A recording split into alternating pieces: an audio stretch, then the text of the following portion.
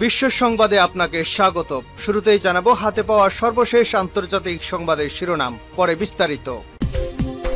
জানিয়ে দেব হাতে পাওয়া সর্বশেষ আপডেট আন্তর্জাতিক সংবাদ। ইরান ইসরায়েল ফিলিস্তিনি ত্রিমুখী যুদ্ধ চলছে। শুরুতেই থাকছে ইরানের হেলিকপ্টার বিধ্বস্ত নিয়ে যে তথ্য দিল তুরস্ক।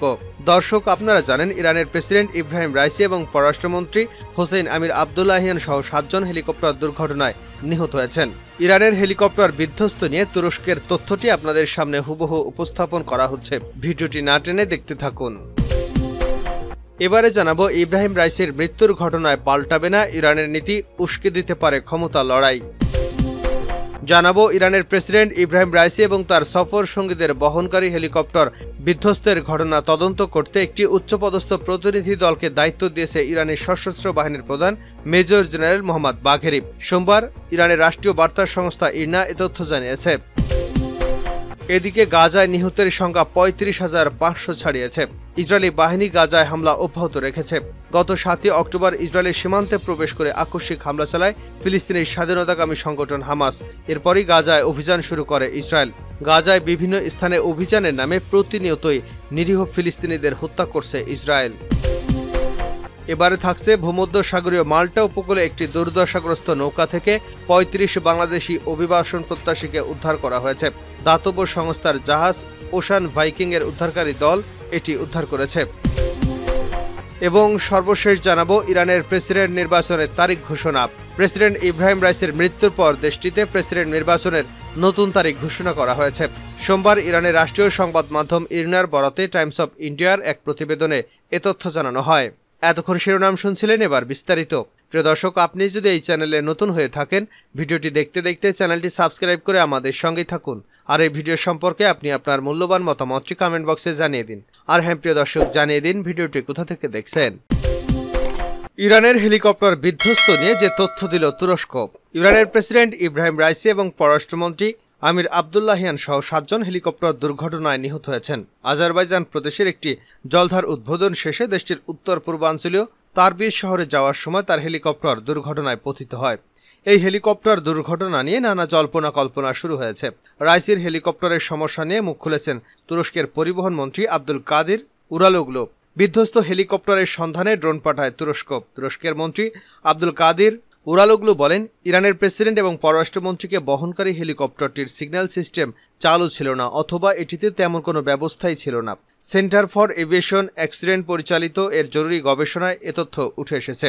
এতে দেখা গেছে ইরানের দুর্বলতার কারণে এ দুর্ঘটনা ঘটেছে। তুর্কি পরিবহন মন্ত্রী বলেন, আমরা হেলিকপ্টার থেকে একটি সংকেত পরীক্ষা করেছিলাম, কিন্তু দুর্ভাগ্যবশত সম্ভবত হেলিকপ্টারটির সিগন্যাল সিস্টেমটি বন্ধ ছিল, অথবা হেলিকপ্টারটিতে সিগন্যাল সিস্টেমই ছিল না, ফলে আমরা তাদের শনাক্ত করতে পারিনি।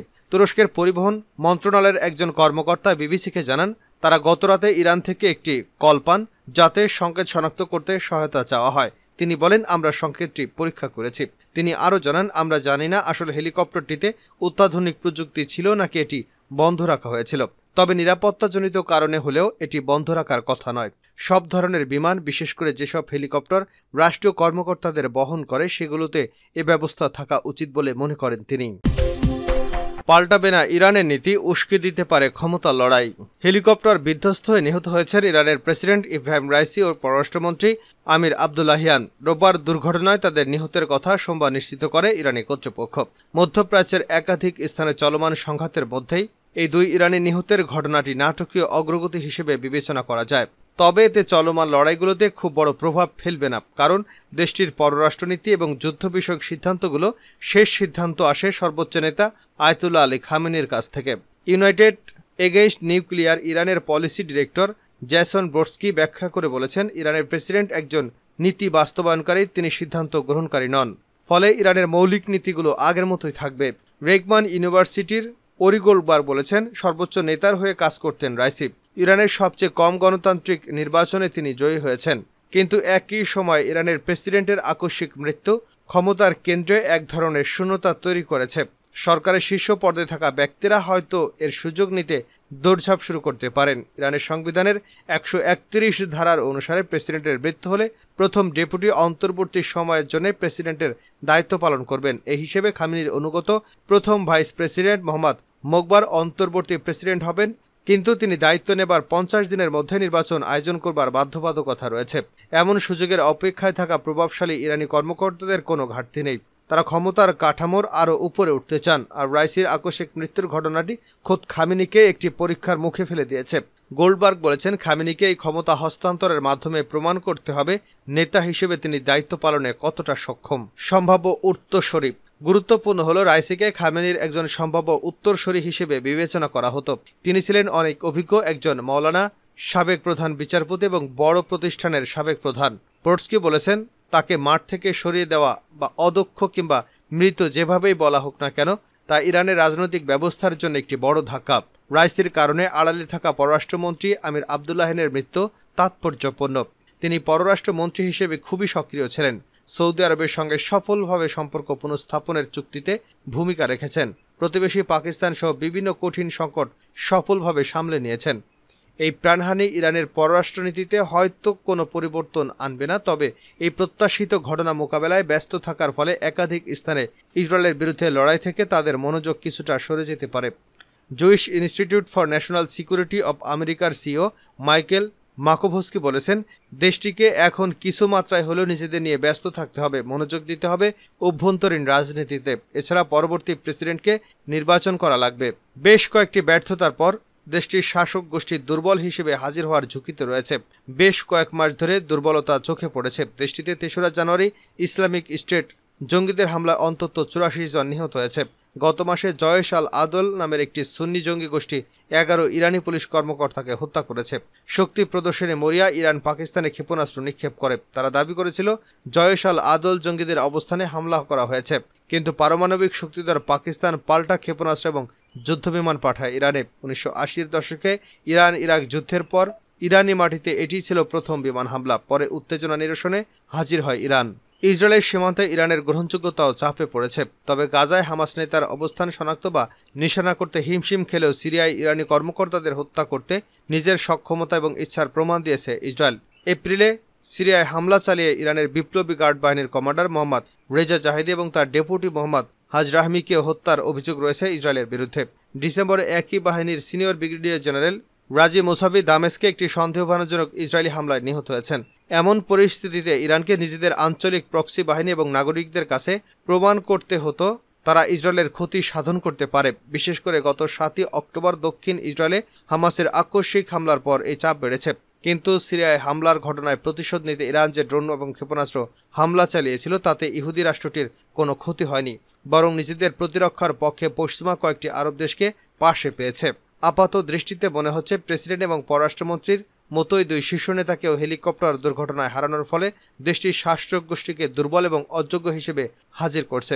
কিন্তু খামেনি যদি ক্ষমতার হস্তান্তর মসৃণ করতে পারেন, তাহলে তা কঠিন সময়ের পরিস্থিতিদের পক্ষে একটি পদক্ষেপ হিসেবে দেখা হবে। পশ্চিমা নেতাদের প্রতিক্রিয়া কেমন হবে তা নিয়েও প্রশ্ন রয়েছে।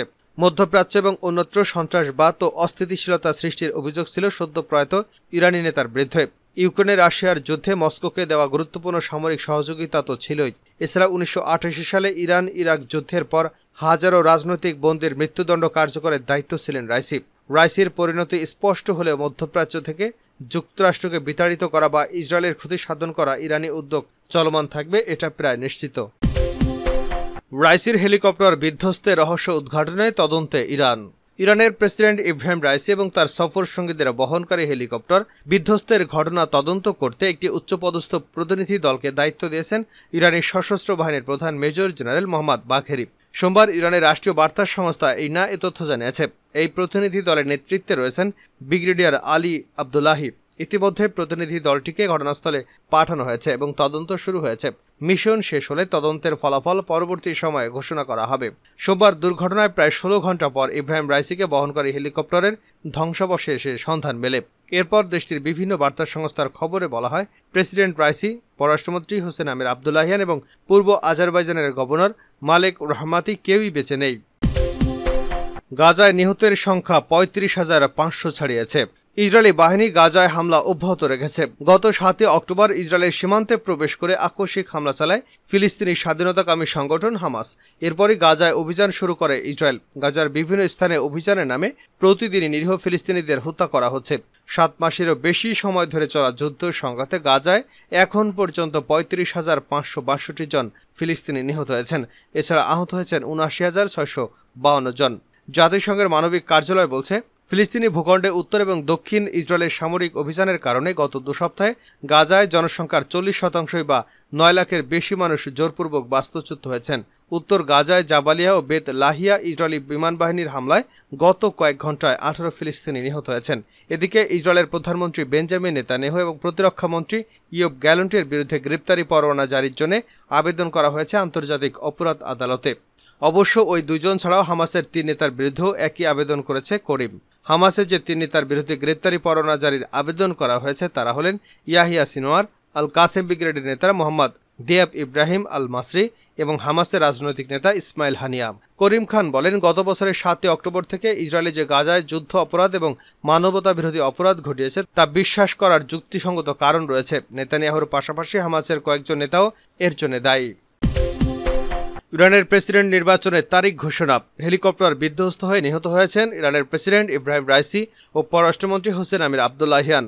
গত বুধবার একটি জলধার উদ্বোধন শেষে দেশটির উত্তর পূর্বাঞ্চলীয় তারবিজ শহরে যাওয়ার সময় দুর্ঘটনায় তিনি নিহত হয়েছেন।